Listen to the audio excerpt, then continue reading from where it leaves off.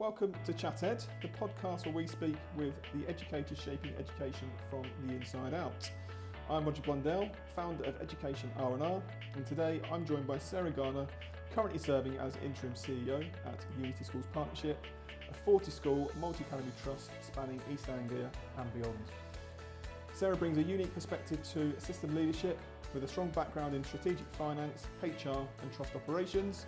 As someone who has held senior roles in both public and private sectors and who has navigated the pressures of leading through a period of change, she offers valuable insights into what it takes to balance operational rigour with long-term vision. Let's get into it. So, welcome Sarah. Thank you for joining us today. Thank you for having me. We're very, very grateful. To start us off, why don't you tell our audience a little bit about yourself, how your career began, and I guess what brought you into the education sector? Well, where should we start? So I guess what brought me into the education sector is probably the most interesting piece. So I started as a governor at the school where my children were attending.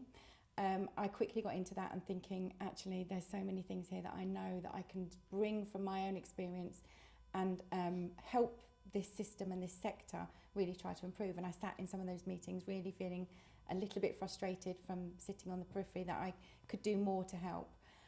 So when I was then looking for my next role and my next challenge, I saw finance director position advertised for a multi-academy trust and thought, that's my in, that's where I go. Prior to that, I'd really been looking I'm really wanting to always work in a sector where I could give something back, and that probably sounds a bit cheesy, but having spent some years working in the cosmetic and high value goods fields, which was amazing and a great experience, but it felt a little bit twee in that I really wanted to be able to give a little bit more back. So having that entrance into education, having prior worked with a number of charities and in the care sector for a little while, that route into education where I could really feel like I could make a difference was really the opening I was looking for. Fantastic. And so before Unity, you worked in the care and charity sectors. Yeah. And what drew you to schools and trust leadership, I guess?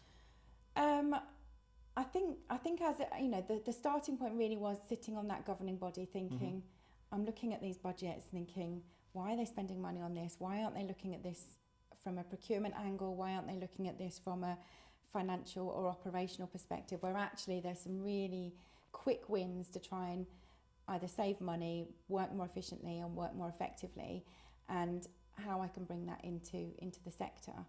So I was already in leadership, and it was something that I really wanted to continue doing because I knew that I could have a really good impact. And for me, there's always been, and something I've always been driven by is the values impact.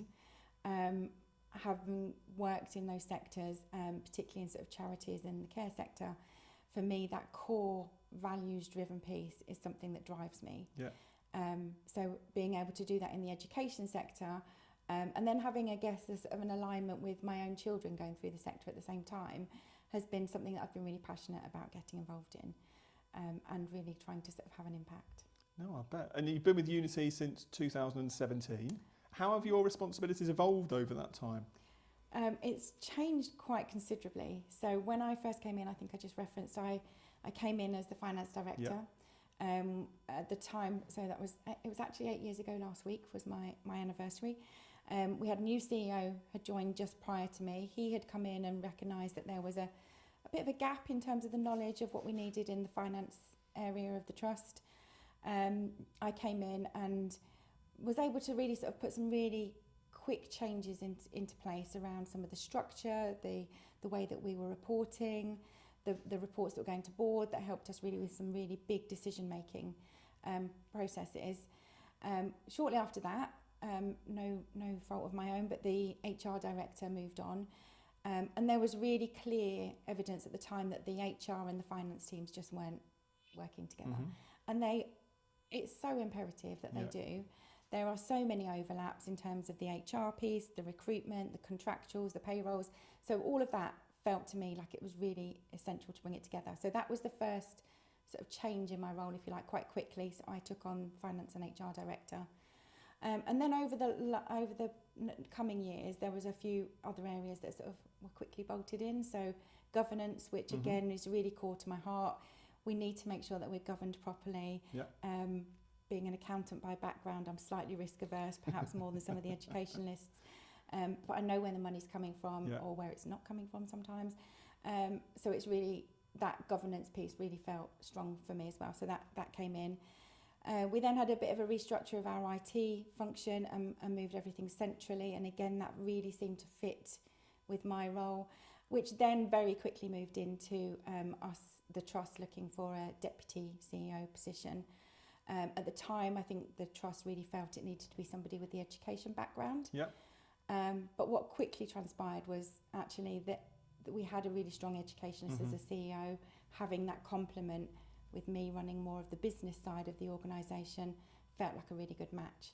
So I now look after everything that's not education in my deputy CEO role, and that feels like a really good way to balance the organisation, to make sure that we've got the right emphasis on finance, HR, recruitment, retention, all those other really important pieces that make up running a business. Fantastic. And more recently, you've taken on the role of Interim CEO following Tim Coulson's departure. Yes. How has that been? Big shoes to fill. I know. He was amazing person to work for, and he's left a legacy with us, which I'm really passionate and proud that we can continue to grow. It's been a baptism of fire in lots of ways, lots of different things that I wasn't expecting, and turning up to open a conference, for example, he made it look so easy. He would sort of walk in and be able to deliver something quickly. I felt I personally need a bit more time to prepare for that, so I've had to sort of think about preparing for those events, making sure that I feel a bit more scripted, making sure that I'm delivering a message that is aligned with the conference needs. So there's been various things, and obviously some bigger areas as well. So I've been invited to podcasts, I've been invited to radio interviews and things, which again wasn't something that he put on that job description, but it's been I've really enjoyed it.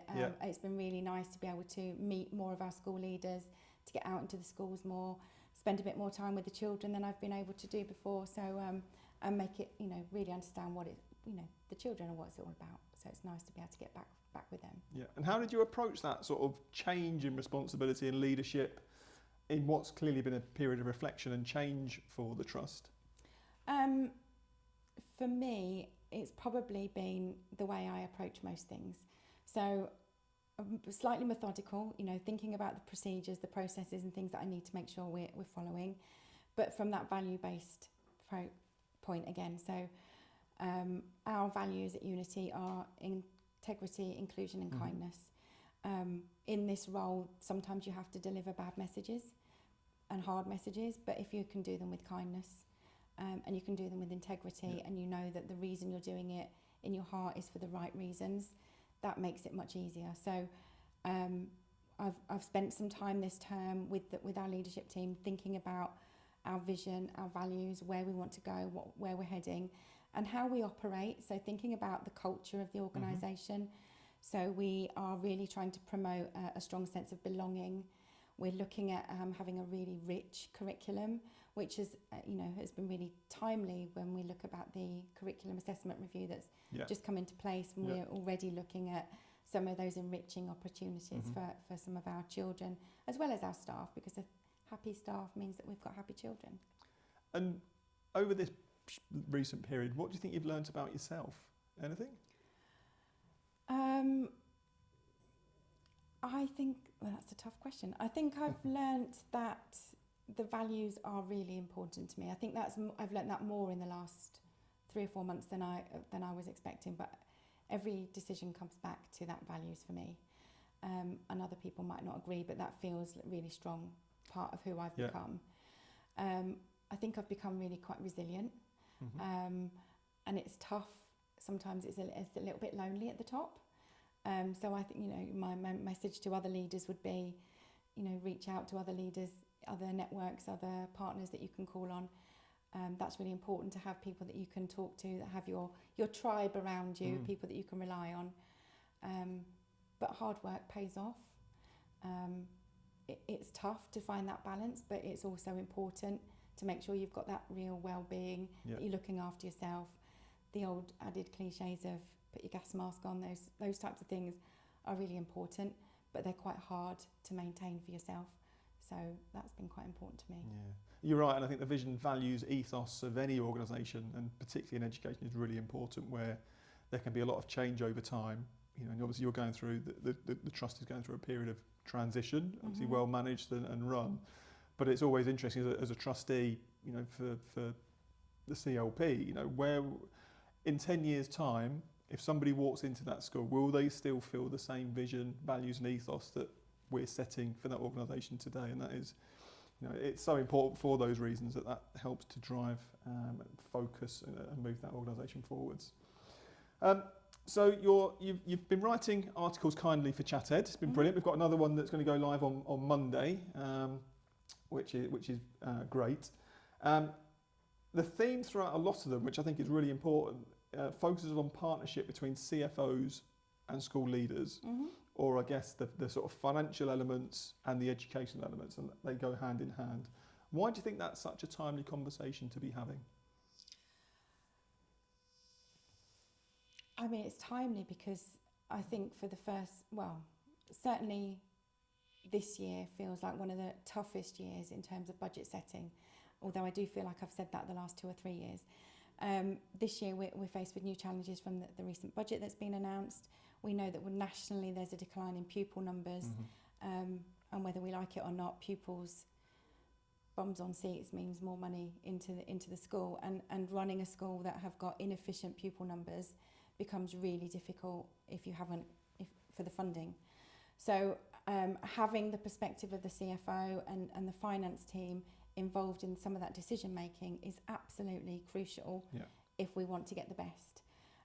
I would urge any MAT leaders, school leaders, to make sure that they're linking in with their finance people, because actually they've got really good insight into where the money's coming from, how you can maximise and how you can sweat some of those assets. Not a phrase I like, but actually if you've got, you know, really useful buildings that you can rent out some of the school hall, or even your cookery rooms that maybe, you know, to other classes and adult classes and other groups in your communities, that's a really good way of generating money.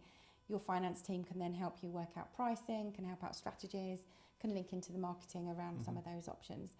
I mean, that's not going to plug all the holes in the budget, but if you can then think about things like the integrated curriculum financial planning tools that certainly we've developed as a trust, and I know many others have, again, it gives you that ability to tweak and amend budgets to make sure you've got the right context for your school. It isn't a one size fits all. We know that. We know that there are schools with higher need of SEND, with higher pupil premium numbers, but finding the right balance and be able to adjust and negotiate that budget using your finance team to help you develop that is going to be even more imperative in years to come. I don't know how important you see that and how integral that is into Unity, but do you think across the education sector as a whole, finance is still too often seen as separate to improvement strategy? I think it is. Certainly some of the other groups I speak to, that, you know, there are some amazing MATs out there and amazing MAT leaders who very much link in with their CFOs. But I think some of those smaller organisations, particularly the smaller MATs or single schools, and some of those maintained schools aren't seeing that in the same way, and almost sort of feel like they're given a budget, they're given a pot of money, and then they've got to do something with it. But I really think valuing those conversations with those finance leaders will really help you try and unlock some of the challenges within those budgets.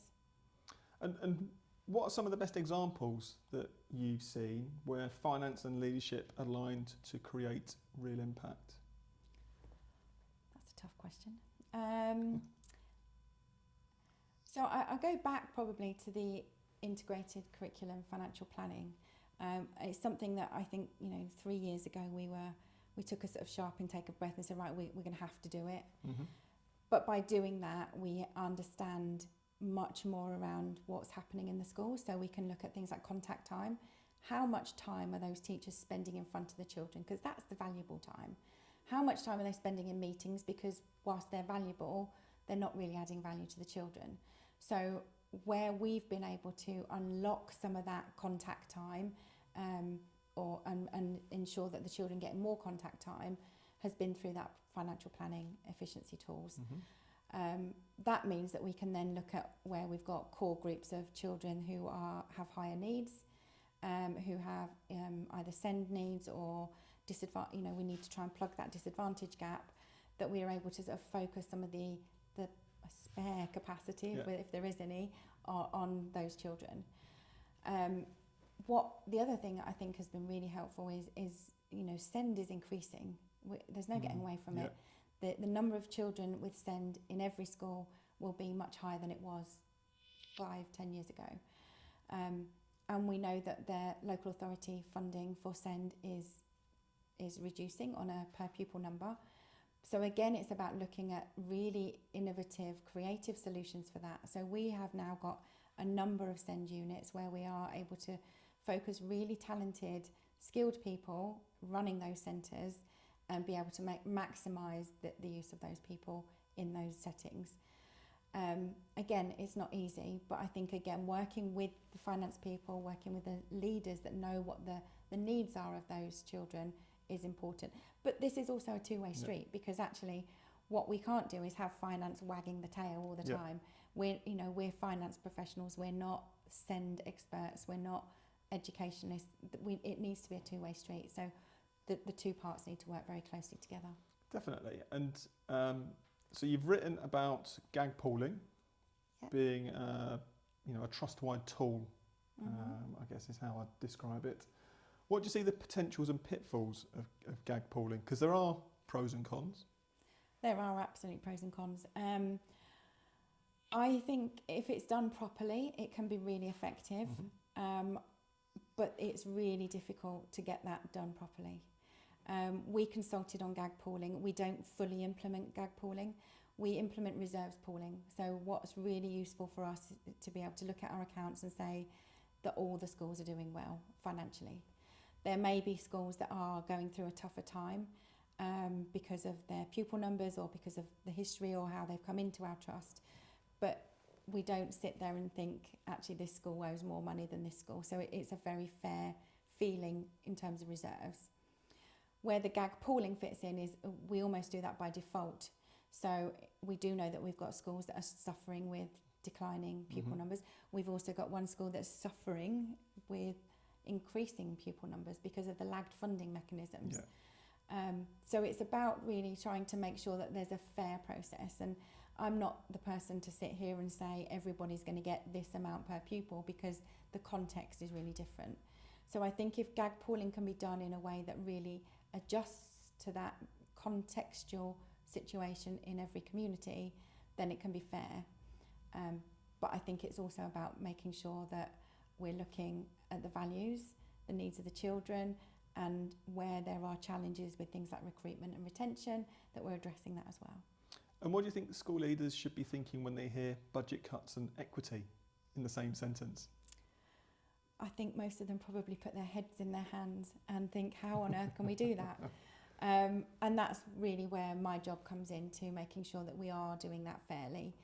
And where things like the integrated financial planning comes into place, because what we can't do is think this school over here is sitting really well because they've got a nice budget. They've got maximum pupil numbers. They've got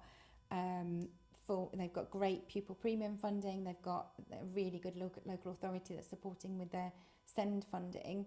And then down the road, we've got the opposite. So that equity for me comes making sure that as a trust, we are looking at fairly across the board. The budget cuts is something that we're really all having to face this year. For us, I think I probably shared in one of my articles the funding cycle piece, that I think priority needs to be on attendance. If we can get the attendance right, we can get the children in school. If they're not in school, they're not going to learn. If we can get them to learn, then their outcomes are going to be better, which is great for the children, but it's also great for the reputation of the school.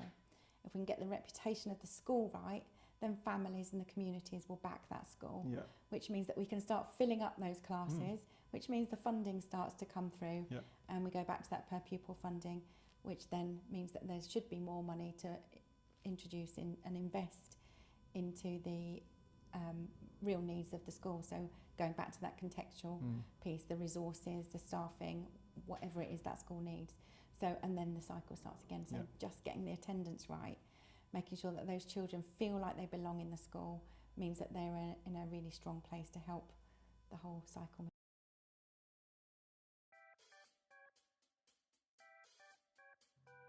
This episode of the ChatEd podcast is proudly sponsored by Education Direct, the free jobs board from educationRnR designed specifically for schools and trusts.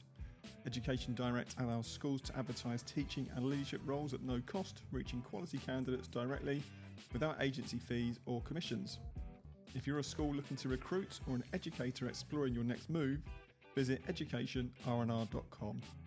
Check out Education Direct and take advantage of a smarter, more transparent way to connect.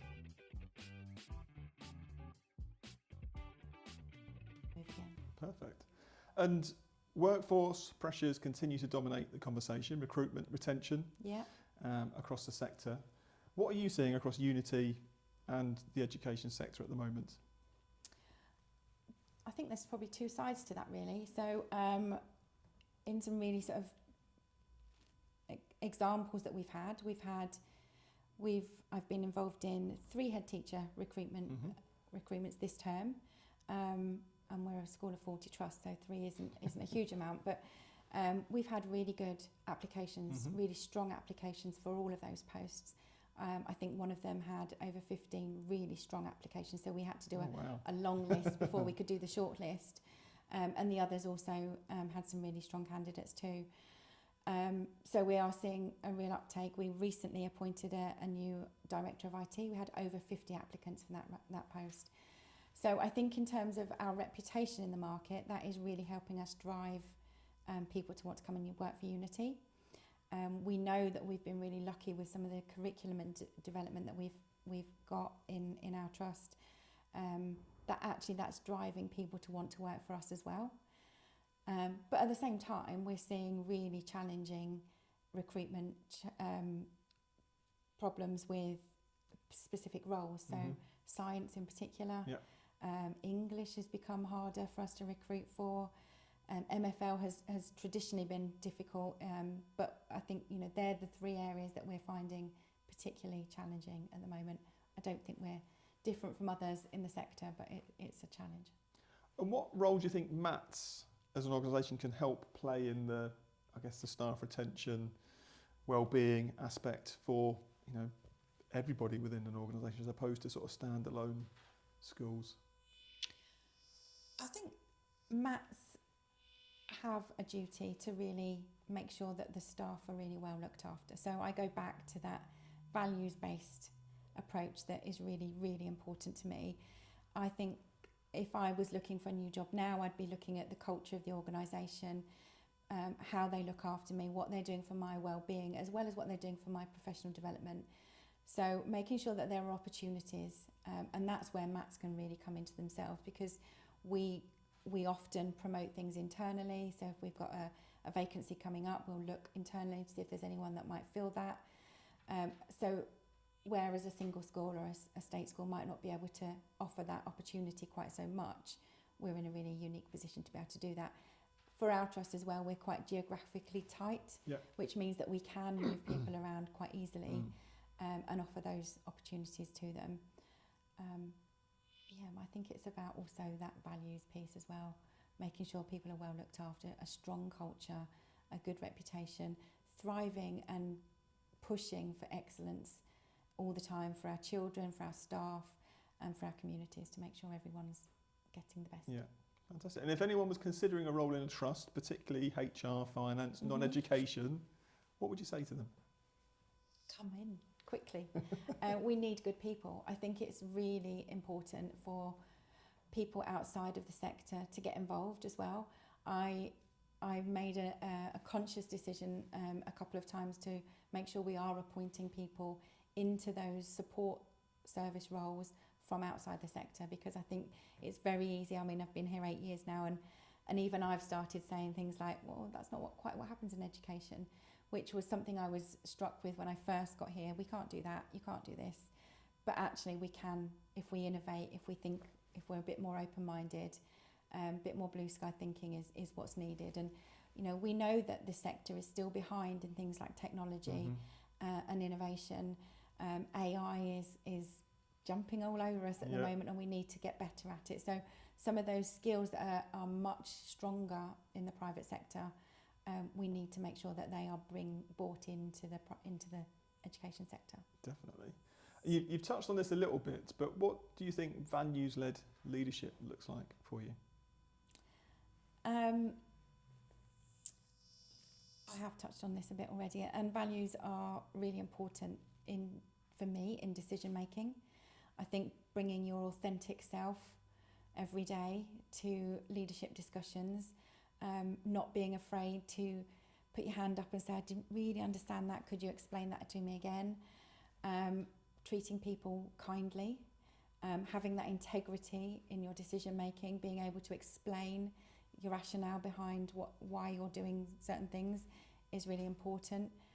And then being sort of really ethical in that leadership as well. So, as I said, you know, it's sometimes there are hard messages to deliver, delivering those with kindness and understanding of what the recipient is going to hear, but also understanding what the wider picture is, the bigger picture. The children need to be at the forefront of what we're doing in our sector. So it's really important for us to make sure we're focusing on that. And how do you keep those people within the schools and the schools themselves aligned across what is a large trust of 40 schools, particularly during periods of change? How do you keep them all on that same path? And that's tricky, because I you know, my interaction we've got nearly 3,000 people in our trust, and I can't see all those people every day to make sure that they are living and breathing those values. So it's about completely making sure that our leadership team, our executive team, our head teachers are hearing that message as frequently as possible so that it is filtering through. It's about making sure they are more than just words on a page, that we are living and breathing at all times what we really believe in. I've done quite a lot of work this term already, thinking about what the vision is, the priorities are, and trying to sort of really embed some of those values at every step that we can. So we had a leadership conference last week. We had over 170 people at that leadership conference. So it was an opportunity to reiterate, to remind, and get people talking about it again. So every opportunity, I think, is there. Even just things like, you know, signing off the newsletters, signing off various different communications, and just, you know, making sure it's inherent in what we're doing. Fantastic. And so you've worked with governors, boards and central teams. What do you think makes for a healthy relationship between executive leaders and governors and trustees? It's communication. It's always key, isn't it? And communication is such a difficult one to get right. You know, we constantly hear from families, from parents, from staff, you know, we're not communicating enough, we're communicating too much. I think that communication with trust boards, with local governing bodies, is absolutely vital. Nobody likes to be left out in the dark. The communication needs to be happening on a regular basis. It needs to be concise, accurate, and timely. We need to make sure that we're sharing as much information as is needed, but making sure it's done in the right way. So I think communication, and I think that then needs to be two-way, doesn't it? You know, if they don't like what they're hearing, feel free to tell me. You know, if you want it in a different format, if you want it in a different style, if you want it more or off or less, then let's have a conversation about that, because we can adapt, we can be flexible and agile to those changes. Yeah, no, exactly. And looking ahead, what are your hopes and plans for Unity over the next year?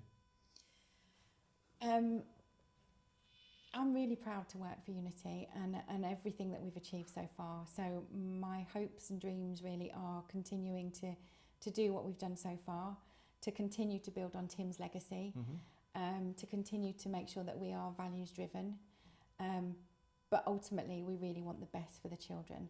So it's about making sure that we are adapting to the new Ofsted framework as quickly as we can, that we're looking at the curriculum assessment review, which I think is exactly right and it's timely, looking at some of those foundational skills that we need to start embedding within the curriculum, which is really, I love the fact that they've brought in sort of financial management for children to be able to learn that from an early age. That's really ticked a box for me.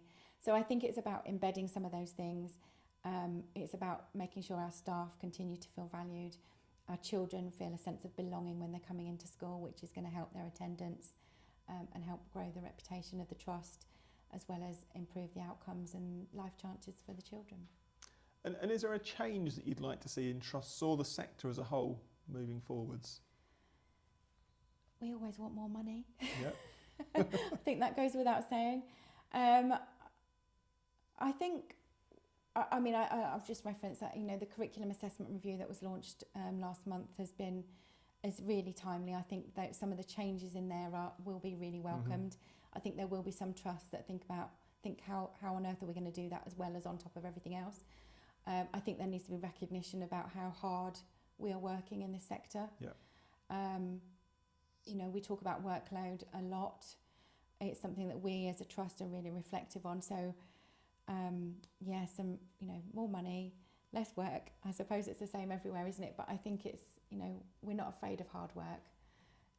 But I think there is that recognition that we need to just keep going. Yeah. It's changed. The sector has changed a lot with the higher SEND needs, with greater demand on schools, on teachers to really be present in the community. I think that's probably happened more since COVID. I think they're probably the main things, really. No, definitely. And I think you're right. The curriculum assessment review brings a lot. We just hope that it's properly funded, because it will require change and a lot of thought going into that. What's something keeping you energised and optimistic about education right now?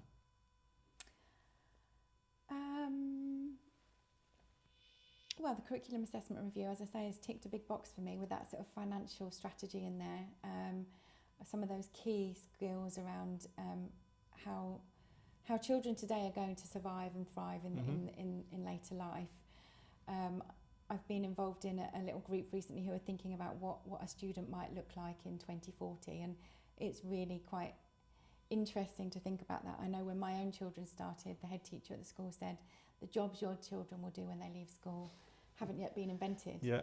And that's even more prevalent today because we just don't know what's around the corner with AI and technology. So they're some of the things that keep me really energised.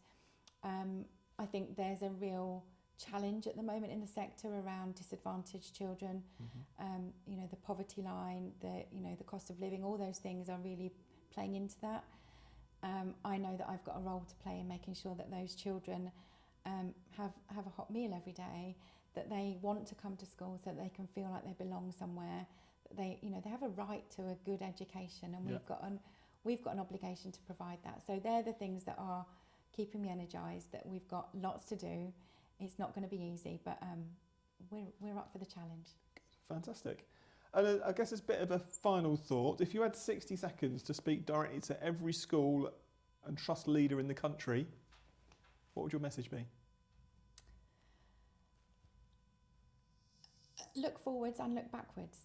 So don't dwell on the past in terms of what you could have done, what you should have done, but making sure that you're looking at the people around you, that you are your future leaders, looking at the potential within them, bringing them up, holding the ladder for them to make sure that they're growing, but also horizon scanning. So what is coming down the track? Where do we need to go? We've got the curriculum assessment review, we've got the new Ofsted framework.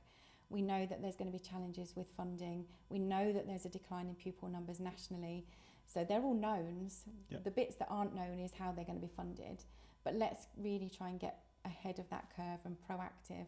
Let's start to try and support government in how we can shape that going forward. So I think the collective call is we can do this together. The sector is unique in that we're not competitive with other MATs. So let's work together as a collective to see if we can try and bring real positive change. Brilliant, thank you. Thank you to Sarah Garner for joining us on ChatEd and sharing such thoughtful insight into trust leadership, school improvement and the power of aligned strategy. It's been really insightful and good to hear. If you haven't already, go and read her latest ChatEd articles, now live at educationRnR.com/ChatEd. This is ChatEd, powered by educationRnR, where the raw voices shaping education are heard. Don't forget to subscribe and stay tuned for future updates. Thank you. Thank you. Thank you.